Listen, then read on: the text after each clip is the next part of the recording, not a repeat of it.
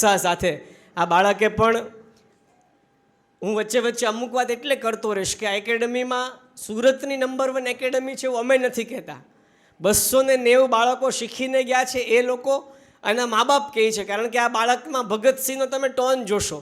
આમ તો આ બાળક પહેલાં લેક્ચરમાં આવ્યો ને ત્યારે સર મારે શું કરવાનું છે, સર હું કયો વિષય બોલીશ, હાવ ધીમું. પણ હવે તમે આ વિષય માટે એને ટોનને કેટલો અપ લઈ ગયા છે એવું સરસ મજાની વાત છે, એ તમને અત્યારે જોવા મળશે. આવો તાળીઓથી વધાવીએ આવનારો ભગતસિંહ. ભારત એ વીરોની ભૂમિ છે. આ ભૂમિ પર અનેક વીરો અને શહીદો થઈ ગયા. ભગતસિંહ જેવા મહાન અને વીર શહીદો થઈ ગયા. ભગતસિંહ અત્યારના જમાના માટે એક જબરદસ્ત પ્રેરણા સમાન છે. ભગતસિંહ ઓછું જીવ્યા પણ ખુમારીથી જીવ્યા અને અંગ્રેજોની ગુલામી વગર જીવ્યા. ભગતસિંહ અત્યારના વર્તમાનના યુવાનો માટે એક જીવતી જાગતી દેશભક્તિની મિસાલ છે. ભગતસિંહનો જન્મ 1907 અને 28 સપ્ટેમ્બરના રોજ લૈલમમાં બંગા નામના ગામમાં થયો હતો. ભગતસિંહની માતાનું નામ વિંધ્યામતી, તેમના પિતાનું નામ સરદાર કિશનભાઈ હતું. ભગતસિંહ નાનપણથી દેશભક્તિના વાતાવરણમાં જન્મ્યા હતા. તેઓ કરતાર સિંહના મૃત્યુથી ડરતા ન હતા. તેઓ તેમને આદર્શ માનતા હતા.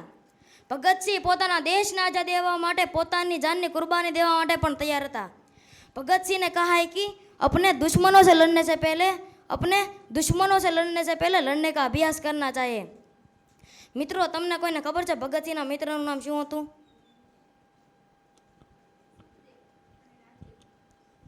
સાયન્સ કમિશનના કારણે લાલા લજપતરાયનું મૃત્યુ થાય છે. ત્યારબાદ ભગતસિંહ અને રાજગુરુ ભેગા મળીને સાયન્સ કમિશન ચી સુંદરની હત્યા કરે છે. પછી તેઓ અંગ્રેજો દ્વારા જાહેર કરેલ યુનિટ ડિસ્ટ્રીબ્યુટ બિલ અને પબ્લિક સેફ્ટી બિલનો વિરોધ કરે છે. પછી તેઓ અંગ્રેજોની ગવર્મેન્ટ એસેમ્બલી હોલમાં બોમ્બ ફોડે છે.